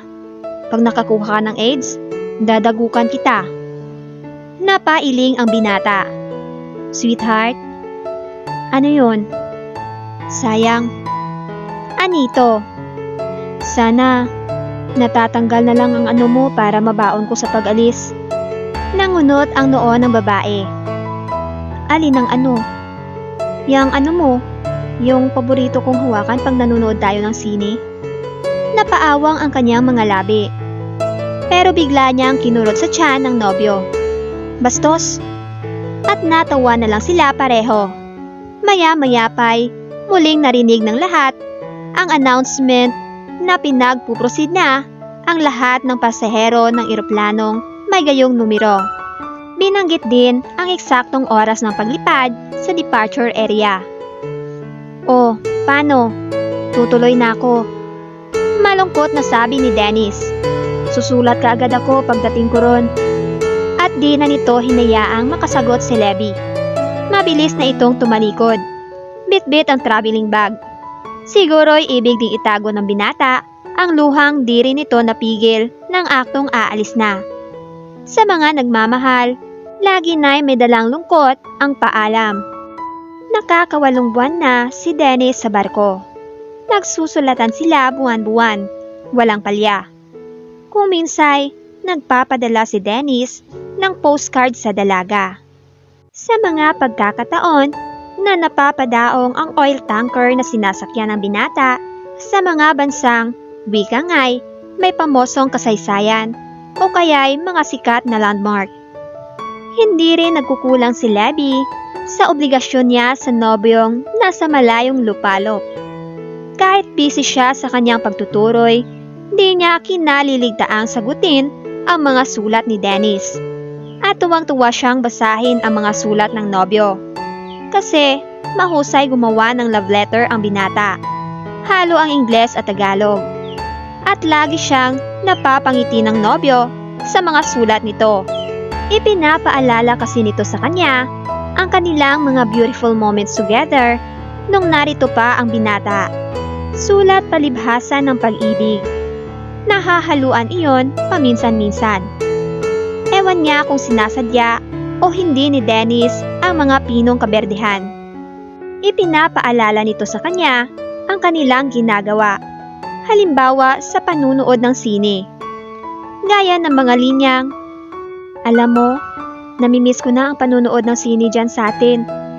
Pero hindi ang pelikula ang namimiss ko. Ang talagang namimiss ko ay yung nahahawakan ko habang nanonood tayo." At dahil sa mga ganoong linya sa sulat ni Dennis, madalas ding nakakaramdam si Levi ng pagkabalisa. Kakaibang pagkabalisa. Parang naaalinsangan siya na di niya mawari. Umiinit ang kanyang katawan na para bang mapapawi lang iyon kung kanyang hahaplusin ang kanyang sarili. Gaya ng ginagawang paghaplos noon sa kanya ni Dennis. Minsan ay natukso siyang gawin iyon. Lalong umigting ang pananabik na nararamdaman niya sa nobyo. Umigting ng umigting hanggang magsumikapan niyang malunasan. Nilaro niya ang sarili sa paraang kagaya ng ginagawa ni Dennis sa kanya. Walang kaalam-alam si Levi. May isang pares na mga mata sa buong kasabikang nagmamasid sa kanya mula sa disimuladong butas sa sahig. Nanginig ang laman ni Jim nang makita ang ginagawa ni Levi. Di niya akalaing gumagawa rin pala ng gayon ang babae. Noon lang siyang nakakita. Lantad na lantad mula sa butas na sinisilipan ni Jim ang ginagawa ni Levi. Nakabulislis kasi ang pantulog ng dalaga. Nakabuyangyang ang di dapat nakabuyangyang. Lalong naging desidido si Jim sa kanyang matagal ng plano. Mapapasa kanya si Levi sa ayaw at sa gusto nito sa malapit na hinaharap. Dumating ang pinakahihintay na sandali ni Jim nang magpunta sa Mindoro ang kanyang tita Flor. May ibinenta ritong lupa na natatamnan daw ng mga punong kalamansi at lansones. Ibig nitong mabisitahan. 2 hanggang 3 araw lang daw ang itatagal nito sa Mindoro. Kasama ang isang kaibigang babae na mag-aalahas din. Pag pinalampas pa niya ang pagkakataong iyon, mahirap na uli siyang makatsyempo. Naisa loob ni Jim. Di na siya dapat magpatumpik-tumpik pa. 2 taon lang ang kontrata ng nobyong sima ni Levi. At pag dumating na ito'y magpapakasal na ang 2. Dapat ay maunahan niya si Dennis. Lihim niyang ipinaduplicate ang susi ng kwarto ni Levi nang malaman niyang aalis ang kanyang tita. Tamang-tama na aalis ng Sabado ang kanyang tita at day off din ni Doring kinabukasan. Iyon na ang pagkakataong hinihintay niya. Ang akala ni Levi ay nananaginip lang siya. Ang akala niya'y nilalaro ng di natutulog na bahagi ng kanyang utak ang alaala ng pagroromansa nila ni Dennis sa mga pagkakataong nagkakasarilinan sila noong di pa sumasakay ng barko ang nobyo niya. Akala niya'y bungang isip habang siya'y natutulog. Nang ipasok daw ni Dennis ang dila nito sa loob ng kanyang bibig, ay kusa siyang nagbuka ng mga labi. Tinanggap niya ang naghahanap na halik. Nang mula raw sa laylayan ng kanyang skirt, ay nakiraan ng isang palad ni Dennis. Hinahayaan niya. Bahagya pa nga raw niyang ibinuka ang kanyang mga hita para bigyang daan ang pamamasyal ng palad. At nagtaka raw siya, bakit di magkasya si Dennis sa basta paghawak lang. Ibig pa nitong tanggalin ang suot niyang bikini. Ngunit dahil panaginip, pumayag siya. Nagangat pa nga raw siya ng balakang para maialis ang munti niyang saplot. Isang panaginip, akala niya. Ngunit nagaganap pala sa realidad. At ang lalaki ay di si Dennis kundi si Jim. Naalimpungatan siya nang makaramdam siya ng masidhing kirot sa kanyang pagkababae. Nag-agaw ang kanyang diwang gising at diwang tulog. Hindi pa rin niya alam kung totoo ba ang nangyayari o hindi. Ngunit naramdaman niyang kumikilos ang kanyang kama. May naririnig siyang ingit ng mga spring na waring nagpapatunay sa kanya na ang lahat ay di panaginip kundi realidad. Nang magdilat siya ng mga mata, nakita niya at naramdaman na nakadagan sa kanya si Jim. At naroon na, naaangkin na siya. Bigla niya itong itinulak. Hayop ka! Sigaw niya. Bakit mo ginawa sa akin to? Mabilis na nagtaas ng brief si Jim. Hinagilap nito ang pantalon sa lapag. Mahal kita, sabi nito. Pananagutan ko ang ginawa ko. Napaiyak si Levi. Napakahayop mo. Idedemanda kita. Magdedemanda ako. Ipapabitay kita. Malungkot na tumitig sa kanya ang binata. Levi, matagal na kitang mahal. Anitong parang nagmamakaawa. Hindi lang ako makapanligaw sa'yo dahil naunahan ako ni Dennis. Pero, di ko matatanggap na mapupunta ka sa iba. Gusto ko'y akin ka lang. Sa akin ka papakasal. Hindi! Binato niya ito ng unan. Idedemanda kitang hayop ka. Ipapabitay kita. Nang masulyapan niya ang lampshade, ay sinunggaban niya. Ibabatusanan niya kay Jim kung di ito nakatakbo. At napahagulgol siya. Unay dahil sa galit, nawasak ang kanyang puri. Sinira ni Jim ang kanyang pagkababae. Ano pa ang ihaharap niyang mukha kay Dennis? Ikalaway, tatakot siyang baka siya'y layuan na ni Dennis nang dahil sa ginawa sa kanya ni Jim. Hinding-hindi niya mapapatawad si Jim kapag nagkaganoon. Nagalit si Tita Flora nang malaman ang ginawa ni Jim. Minura nito ang binata. Hindi ka na nahiya sa ginawa mo. Singhal pa nito kay Jim. Halos kapatid mo na si Levi. Ginahasa mo? Mahal ko siya, tita. Napailing na lang ang tiyahin. Bumaling ito sa umiiyak na dalaga. Levi, hindi na ba mababago ang pasya mo? Tanong nito sa inaanak. Itutuloy mo ba ang pagdedemanda? Tumango ang dalaga. Ako'y walang kinakampayan sa inyong dalawa. Sabi ng ninang ng dalaga. Pareho ko kayong mahal. Ikaw, Levi, anak ka ng best friend ko. Si Jim naman, anak ng kapatid ng mister ko. Ang turing ko sa inyo para na ring sariling anak ko na. Ikinatutuwa ko ang magandang nangyari sa inyo. Sa inyong mga personal na buhay, yun ang dalangin ko. Yung kayo'y parehong mapaigi. At ikinalulungkot ko ang inyong mga kabiguan. Dagdag ng tiyahin. Sa totoo lang, Levi, nagalit ako dito sa kinakapatid mong si Jim dahil ginawan kanya ng masama. Nalulungkot ako para sa iyo, Levi. Ngunit, galit man ako dito kay Jim, Ikinalulungkot ko rin kung siya'y makukulong pag idinimanda mo. Pareho ko kayong mahal. Sana na may maresolba natin ang problemang ito sa magandang paraan. Di man tuwirang sinasabi, parang nahuhulaan na ni Levi ang ibig mangyari ng kanyang ninang Flora. Huwag na siyang magdemanda. Hayaan na lang niyang panagutan ni Jim ang ginawa nito sa kanya. Pero paano naman si Dennis? Naisip niya. Paano na ang kanilang pag-ibig at mga pangarap na kaugnay niyon? Ninang, paano naman ho? Ano ho ang gusto niyong gawin ko? Umiiyak na tanong niya. Ako na ang nakikiusap sa iyo, Levi. May pakikiusap ngang tugon sa kanya ng kanyang ninang. Huwag mo nang idemanda itong si Jim. At mahal ka. Ang pagmamahal na yon ang dahilan kung bakit nagawa ni Jim ang dahasin ka. Yun ang totoo, Levi. Sahad ni Jim. Mahal kita. Pakasal ka na lang sa akin. Gagawin ko ang lahat para lumigaya ka sa piling ko.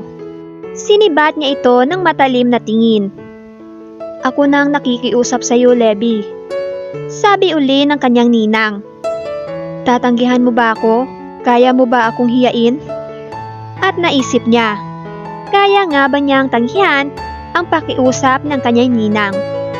Ito na ang tumayo niyang ina mula nang magtungo siya sa lalawigang ito.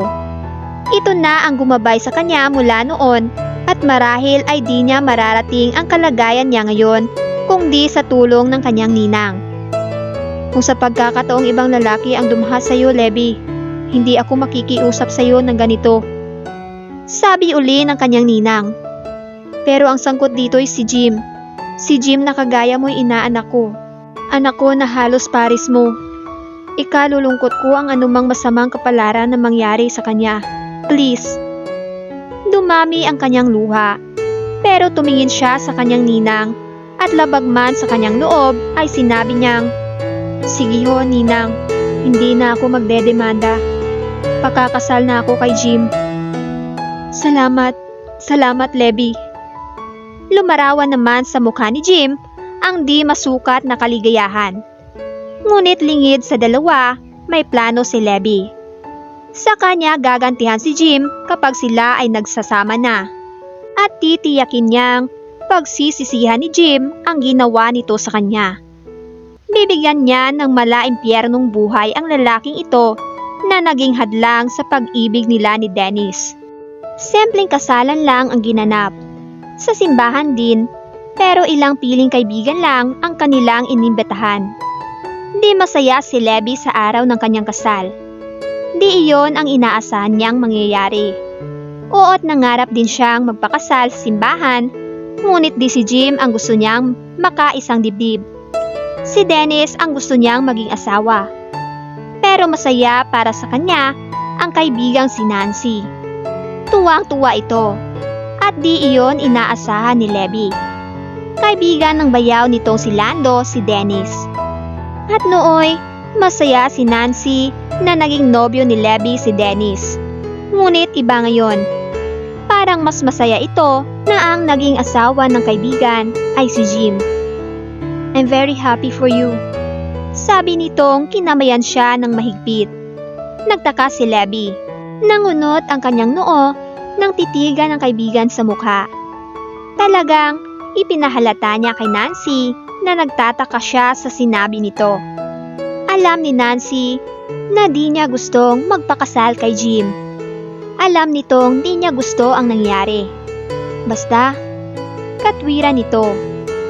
Mauunawaan mo rin kung bakit masaya ako para sa'yo. Hindi na nagpaliwanag si Nancy. Ang gusto sana ni Jim ay sa Baguio sila mag-honeymoon. Ayaw ni Levi. Ang ibig niya ay dito na lang sila sa bahay. Ayaw mo ba nung mag-enjoy tayo? Parang pasyal na rin. Sabi ni Jim. Tiningnan ni Levi nang puno ng sarkasmo ang naging asawa. Ano naman ang dapat kong ipag-enjoy? Yung naging asawa kita? Alam mong hindi kita mahal, Jim. At hindi kita matututuhang mahalin. Yan ang itaga mo sa bato. Napailing na lang sa sarili si Jim. at natuwa ng lihim si Levi. Iyon ang gusto niya, ang masaktan si Jim. Iyon ang plano niya. Pasasakitan niya ang naging asawa para siya'y makaganti sa ginawa nito sa kanya. Sisiguruhin niyang pagsisihan ni Jim ang naging kasalanan nito sa kanya.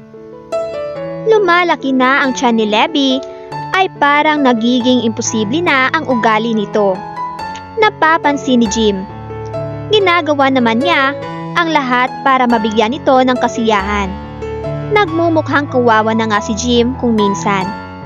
Isang umaga iyon, maagang gumising si Jim. Ibig niyang siya ang magluto ng kanilang almusal. Ayaw na niyang mahirapan si Levi. Nagsangag siya ng kanin, nagprito ng itlog at hotdog. Ipinaglagay pa niya sa baso ng mango juice si Levi. Paborito nito ang mango juice at sama-sama ang mga inihandang pagkain sa food tray. Ipinasok niya iyon sa kanilang silid. Yung silid na ni Levi sa ibaba ng bahay ni Tita Flor ang naging silid nila mula nang sila'y makasal. Tamang-tama na bumabangon na si Levi nang pumasok siya sa kanilang silid. Naupo ito sa gilid ng kama. Lumapit siyang nakangiti, dala ang kanilang almusal. Ipinagluto kita ng almusal. Nakangiting bati niya sa asawa. Dito na tayo mag-breakfast sa kwarto. Laking gulat niya nang tabigin ni Levi ang dala niyang food tray. Sumambulat ang inihanda niyang pagkain sa sahig. Nabasag ang mga plato at baso. Umagos sa sementong flooring ang mango juice. Kumalat ang fried rice. Matagal na napatitig muna si Jim sa mukha ni Levi. Di siya makapaniwalang ginawa iyon ng kanyang asawa. Levi naman? Corny ka eh. Singhal pa nito sa kanya. Breakfast in bed? Mariing sabi niya. Pweh. Napailing na lang si Jim. Walang imik siyang lumabas ng silid. Kumuha ng dustpan at walis. Dinakot niya, nilinis niya sa kabuuan ang natapong pagkain sa loob ng kanilang silid. At di iyon ang unang kaimposiblihan ni Levi. Minsan na marami siyang bisita pagkat kaarawan niya, ay hiniya siya ng asawa sa harap ng kanyang mga office mates. Pinalampas niya iyon at inihingi na lang ng paumanhin ang inasal ng kanyang asawa. Minabastos siya ng kanyang asawa. Lantaran ang pagpapakita nito sa kanya ng walang respeto. Gusto tuloy niyang magsisi na naging asawa niya si Levi. Ibig tuloy niyang pagsisihan ang ginawa niyang pandadahas dito, mapasa kanya lang. Mali nga yata ang paraang ginawa niya. Naging kanya nga si Levi, pero pinaparusahan naman siya. At madalas, naaalala niya ang kasabihang, mapakla ang bungang hinog na pilit. Kumbaga, si Levi ay isang bungang hinog na pilit. Bungang di sa kanya, pero dinaan niya sa bilis para maagaw niya sa tunay na nagmamay-ari. Ang problema ay lagi siya nitong sinasaktan. Parang pinagbabayad siya sa nagawa niyang kasalanan. Ang dahilan lang pala kung bakit nagpakasal sa kanya si Levi ay si Tita Flora niya. Kung di dahil kay Tita Flor niya, demanda siya ni Levi. Mas matatamisin pa siguro nitong maging dalagang ina, makulong lang siya o kaya'y mabitay. Pero dahil kay Tita Flor, pumayag itong magpakasal sa kanya. Nagsama sila bilang mag-asawa matapos na makasal na sila. Pero talagang nagsasama lang sila. Wala ang damdaming dapat mag-ugnay sa kanila. Wala ang pag-ibig sa panig ni Levi. Si Jim lang ang nagmamahal. Pagmamahal na di na marahil magkakaroon ng katugon pagkat pakiwari niya'y kinamumuhian na siya ni Levi. Nagtataka si Levi. 4 na buwan na silang kasal ni Jim, pero di na siya nakakatanggap ng sulat mula kay Dennis.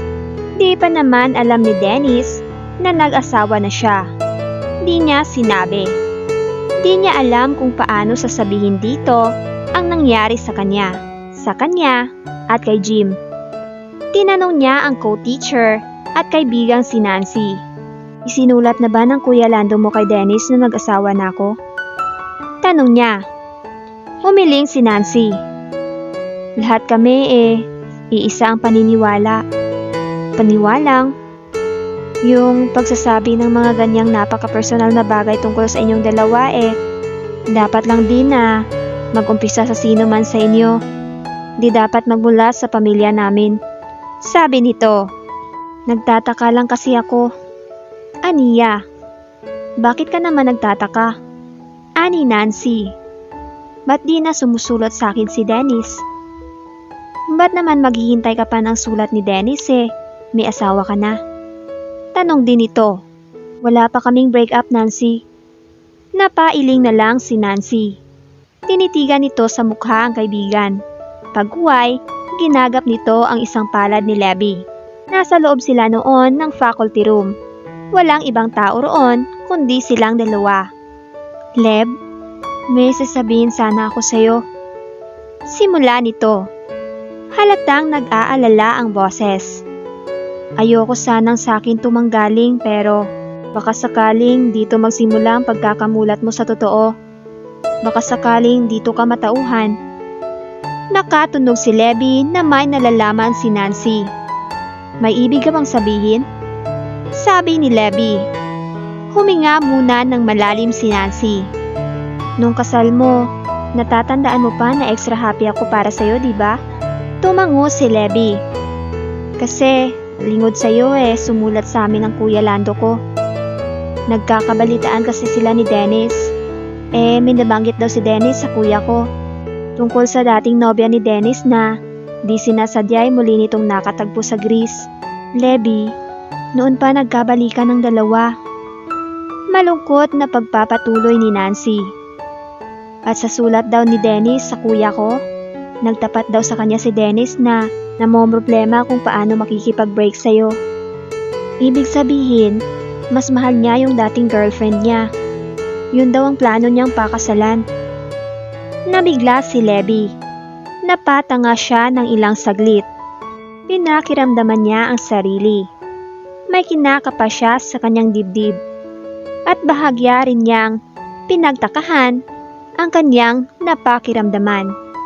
Bakit wala siyang makapang panghihinayang? Bakit wala siyang makapang kirot?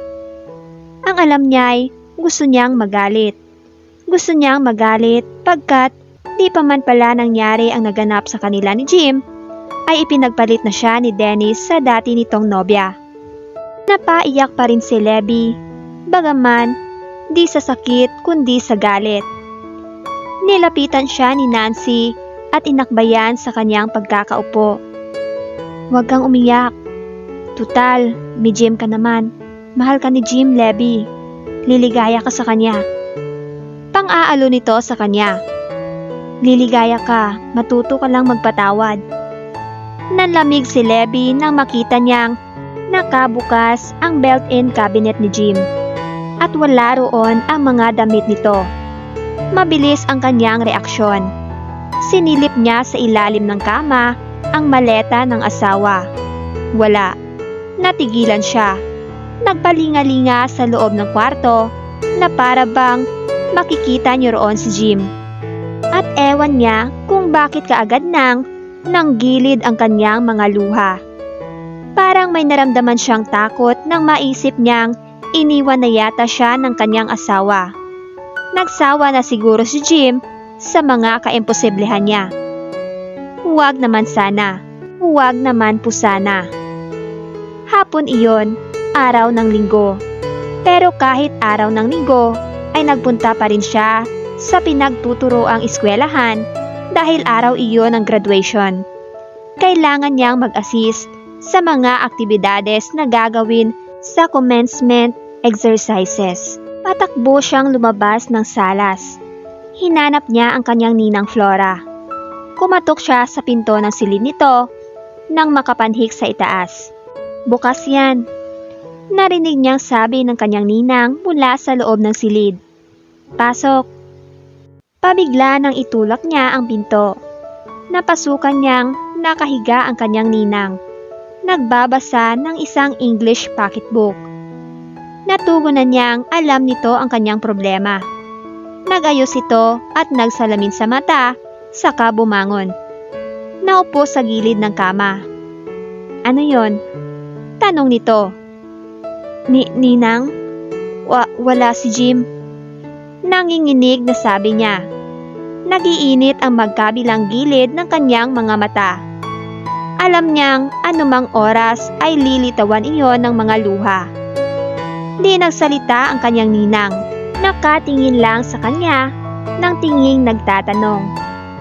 Ang pagkakataas ng kanang kilay ay para bang nagsasabi sa kanya na liwanagin niya ang ibig niyang sabihin ng mga salitang wala si Jim. Wala rin ho mga damit niya, ninang. Paliwanag niya. Nang tingnan ko ho sa ilalim ng kama ang maleta niya, wala rin ho.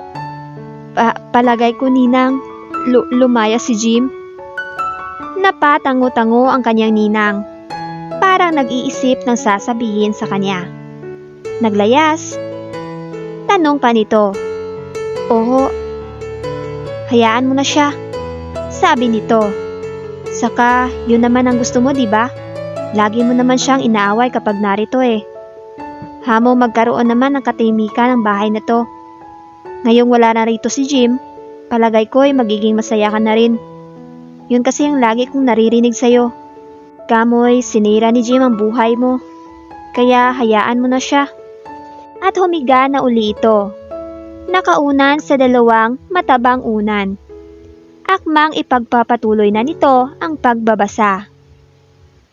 Pero ninang, ipinatong nito sa tiyan ang hawak na pocketbook at sinulyapan siya.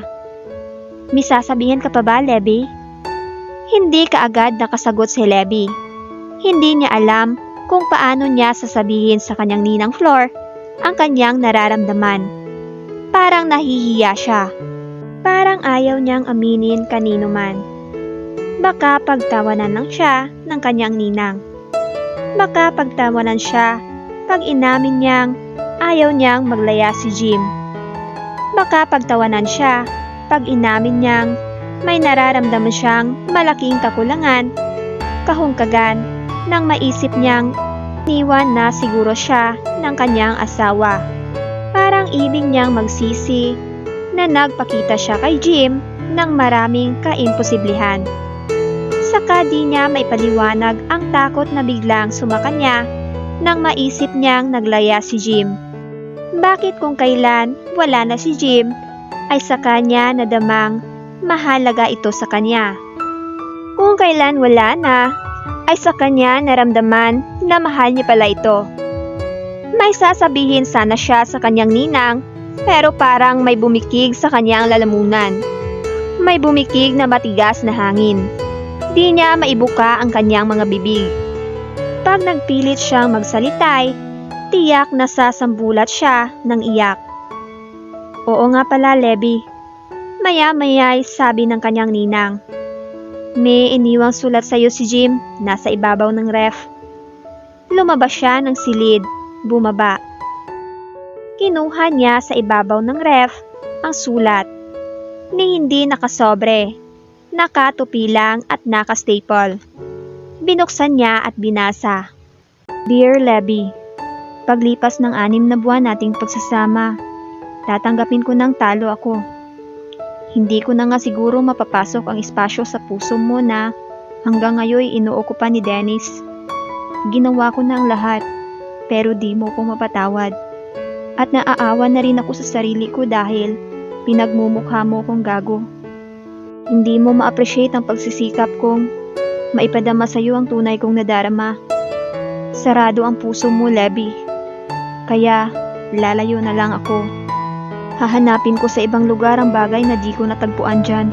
Kaligayahan. Bahala ka na sa magiging anak natin. Pumirmi ka lang dyan. Hindi ka pababayaan ni Tita Flor. Paalam. Jim. Tapos na niyang basahin ang sulat na iyon, ay hawak-hawak pa rin niya.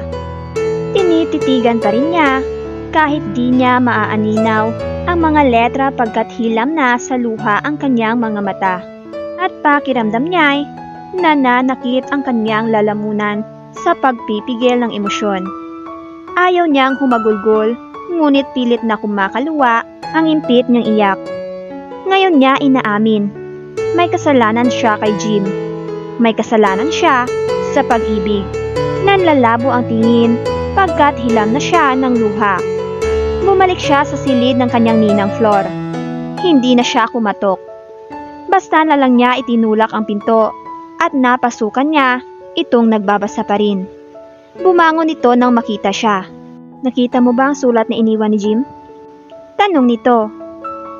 Ninang? Alam niyo ba kung saan pumunta ang asawa ko? Maging siya'y nagtataka sa kanyang sarili. Ngayon lang nangyari na nilagyan niya ng panghalip na paangkin ang salitang asawa. Napatitig sa kanya ang kanyang ninang. Parang nagtatanong ang tingin nito sa kanya. Parang ibig makasiguro kung tama ba ang reaksyon niyang nakikita nito. Ang salitang narinig nito mula sa kanya. Oo, ninang. Pag-amin niya. Mahal ko pala ang asawa ko. Ngayon ko lang naramdamang mahal ko pala ang asawa ko. Nang wala na siya. Nang iniwan na niya ako. Ngumiti ang kanyang ninang. Totoo ba yan? Tanong nito sa masiglang boses. Tumango siya. Kung talagang totoo yan, ituturo ko sa iyo kung saan pumunta si Jim. Saan, ninang? Doon sa nabili kong lupa sa Mindoro. Ang paalam sa akin siya na lang daw ang mag-aalaga ng mga pananim doon. Doon na lang daw siya titira. May maliit na bungalow kasi ang nabili kong lupa ron. Pupuntahan ko siya, ninang. Susunduin ko siya. Sabi niya habang nagpapahid ng mga luha. Kabuntisan ka, kaya mo ba? Kinapa niya, pinagmasdan ang kanyang bilog na tiyan. Mukhang mahihirapan nga siya magtawid sa dagat sa kanyang kalagayan. Isa pa, wala siyang karanasang sumakay ng barko. Tiyak na magsusuka siya. Gayon daw kapag unang pagsakay sa barko. Nakakahilo. Bumangon ng tuluyan ang kanyang ninang. Nilapitan siya at hinawakan siya sa kamay. Kamo, ako na lang ang susundo sa kanya. Anitong tuwang-tuwa. Bukas na bukas din pupunta ako sa Mindoro. Kasabwat ba kayo ni Jim nang gawin ito? Tanong niya. Tumawa lang ang kanyang ninang. Oo, alam kong plano niya. Pag-amin nito. Minsay kasi umiiyak siyang kinausap ko. Nahihirapan na raw siya. Parang di na raw niya kaya. Mahal ka raw niya pero sobra na raw ang ipinapakita mo sa kanya. At alam kong totoo naman ang sinasabi niya dahil nakikita ko ang treatment mo sa kanya. Kaya sabi ko, sige, dumuon na lang siya sa lupang nabili ko sa Mindoro. Yun hong trabaho niya. Nag-resign na siya. Paano kang sasabihan lagi ka namang nakasinghal sa asawa mo kapag kinakausap ka? Nagkaroon ng apologetic smile sa kanyang mga labi. Hindi na mangyayari yun, ninang. Aniya, ipinapangako ko. Salamat naman at natauhan ka. Anito, kung nagkataon, habang buhay mong panghihinayangan ang pag-ibig na binaliwala mo, Levi. Yumakap siya sa kanyang ninang. Pati rito'y ibig niyang humingi ng patawad sa mga kagaspangang ipinakita niya sa paborito nitong pamangkin. At naramdaman din niya ang marahang pagtapik ng ninang niya sa kanyang balikat. Palatandaang nauunawaan siya nito. Gabi nang dumating si Ninang Flor galing sa Mindoro. Sinundo nga nito si Jim. Matamis ang ngiti ng kanyang ninang nang pagbuksan niya ng pinto. Heto na ang nawawala mong asawa. Sabing nangangantsaw ang tono. Huling pumasok ng pinto si Jim. Nakangiti si Jim. At walang mabigkas na salita si Levi. Sumunggab siya ng yakap kay Jim. Sumubsob siya sa dibdib nito at pakiramdam niya'y sasabog ang kanyang dibdib sa emosyon. Umiiyak siya. Lamo, ang daya-daya mo. Sabi niyang malambing ang tono pero ibig niyang manumbat. Noon, pinasok mo lang ako sa kwarto ko. Nito namang huli, basta ka na lang nag-al sa balutan. Ang akala ko kasi, di mo na ako matutuhang mahalin. Sabi ni Jim. Kaya sabi ko, mabuti pang umalis na lang ako. Nasulyapan niyang nakatingin sa kanila ang kanilang ninang Flor. Ay, oo nga pala. Nasabi niya. Naghapunan na ba kayo? Oo, sagot ng kaniyang ninang. Lagpas 9:00 na nga eh. Alangan namang di muna kami kumain bago umuwi. Teka't ako'y naaantok na. Mauuna na ako sa inyo. Papanhik na ako sa itaas. Sige, tita. Sabi ni Jim. Nang wala na ang tiyahin, ay magkaakbay pa silang nagpunta sa kanilang silid. Tinulungan ni Lebby na magbihis ng pambahay si Jim. Pareho silang nakaupo sa gilid ng kama pagkatapos magbihis ni Jim. Yumakap uli si Lebby sa asawa. Jim? Ano yon? Hinahaplos-haplos siya nito sa buhok. Sorry sa naging ugali ko ha. Sabi ni Lebby. Kasi naman, nasaktan ako sa ginawa mo eh. Dinaan mo ko sa bilis. Naging ganun lang ang asal ko dahil gusto ko ring gumante. Itinanim ko sa isip ko na galit ako sa'yo. Na dapat akong magalit sa'yo. Pero nang mawala ka, nang iwan mo ko, saka ko naramdaman ang halaga mo. Saka ko inamin sa sarili ko na kailangan pala kita. Humigpit ang pagkakayakap sa kanya ni Jim. Salamat. Madamdaming sabi nito. Pero, paano si Dennis? Wala na akong pakialam sa Dennis na yun. Sabi niya. Pero di muna niya sasabihin na nabalitaan niyang nagkabalikan na si Dennis at ang dati nitong nobya. Baka isipin pa ni Jim na iyon ang dahilan kung bakit bigla niya itong pinakitaan ng maganda. Di niya sasayangin ang una nilang matamis na sandali ng dahil lang kay Dennis. Ang totoo, kahit galit ako nang mapilitang magpakasal sa iyo, inisip kong tapos na ang lahat sa amin ni Dennis. Humiga si Jim. Marahan nitong binatakpa sa kama si Lebby. Marahang humiga ang babae sa tabi ng asawa. Maligayang maligaya ako, Lebby. Halos pabulong na sabi nito. Nakaunan si Lebby sa isang braso ng asawa. Wala na akong mahihiling pa. Ngayon sa akin na ang pag-ibig mo, kumpleto na ang buhay ko. Hindi bola yon? Hindi. Os? Kala naman neto binibiro siya oh. Sabi ni Jim. Naramdaman ni Lebby na gumapang sa kanyang hita ang palad ng asawa, pero nahawakan niya iyon bago pa nakarating sa tunay na pakay. Oops, sabi niya. Bakit? Anong bakit? Nakatawang sabi niya. Alam kong umpisa na yun. Ikaw pa naman. Pag nakapag-umpisa, ayaw mo nang tumigil hanggat hindi natatapos. Mano naman. Anong mano naman? Nakita mo na ngang buntis ako. Pwede pa rin yun. Pakiusap ni Jim. Mahiya ka ha? 7 buwan na tong tiyan ko. Anong pwede? Manyakis ka talaga. Natawa si Jim. Pagbigyan mo na ako. Miss na talaga kita eh. Sige ka, pag di ka pumayag, gagawin ko rin yun mamayang tulog ka na. May naalala si Lebby na pahagikik siya. Gagawin mo uli yung akala ko'y nananaginip lang ako? Sabi niya. Oo. Umrente siya ng higa. Bahala ka na nga sa buhay mo. Basta ingatan mo lang na di madaganan tong tiyan ko ha. Akong bahala. Parang nagmamalaki pa ang saad ni Jim.